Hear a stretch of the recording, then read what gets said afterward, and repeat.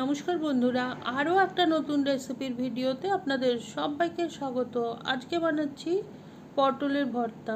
বন্ধুরা, এই গরমকালটা এত লম্বা আর পটলটা এত দীর্ঘ সময় ধরে আমাদের খেতে হয় যে একঘেয়ে পটলের তরকারি খেতে খেতে অনেকেই আমরা বোর হয়ে যাই।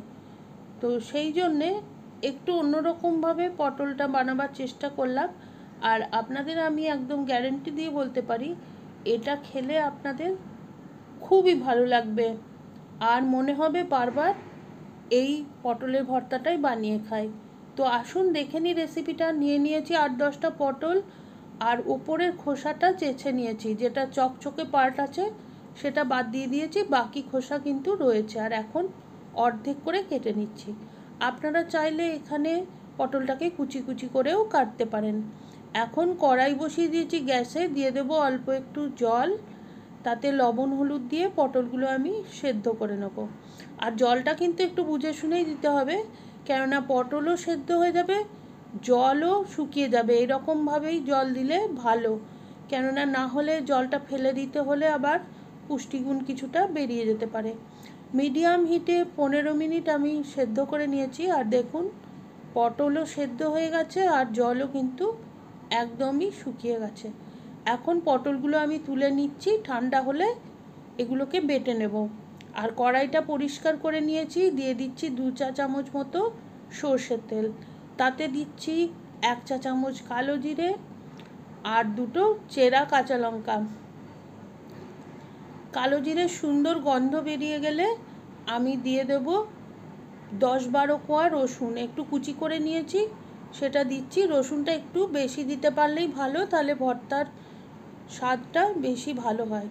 রসুনটা আমি অল্প একটু রং ধরা পর্যন্ত ভেজে নেব। তারপরে দিয়ে দেব একটা মিডিয়াম সাইজ পেঁয়াজ, এটাকেও আমি পাতলা পাতলা স্লাইস করে নিয়েছি। আর এখন এটাকেও আমি একটু ব্রাউন করে ভেজে নেব।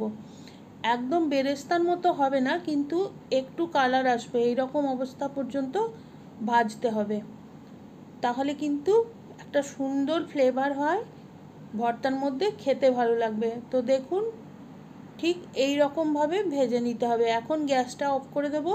আর ঠান্ডা হলে পটলের সাথে এটাকেও আমি পেস্ট করে নেব। সমস্তটা আমি গ্রাইন্ডার জারে নিয়ে নিচ্ছি। ভালোভাবে একদম মিহি করে বেটে নিতে হবে। আর এখন কড়াইটা আবার বসিয়ে দিচ্ছি গ্যাসে, দিয়ে দিচ্ছি 2 চামচ মতো সর্ষের তেল আর 3টে শুকনো লঙ্কা দিয়েছি। লঙ্কা 3টে ভেজে নেওয়ার পরে 2টো লঙ্কা আমি তুলে রাখবো, পরে অন্য কাজের জন্য ইউজ করব। আর একটা লঙ্কা ফোড়ন হিসেবে থাকবে। এর মধ্যে দিয়ে দিচ্ছি বেটে রাখা পটলটা। খুব ভালোভাবে নেড়েচেড়ে মিশিয়ে নিতে হবে আর অনবরতই নাড়তে হবে, যাতে করে কড়াইতে লেগে না যায়।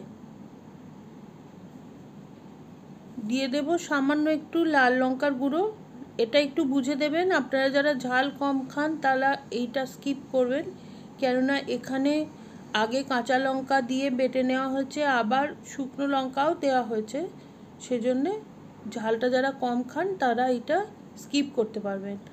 আর যে লঙ্কা দুটো আমি ভেজে তুলে রেখেছিলাম সেটা অল্প একটু লবণ দিয়ে গুঁড়ো করে দিয়ে দিলাম, এতে করে খুব সুন্দর লঙ্কার ফ্লেভারটা আসবে। আর একদম নেড়েচেড়ে শুকনো করে নেব।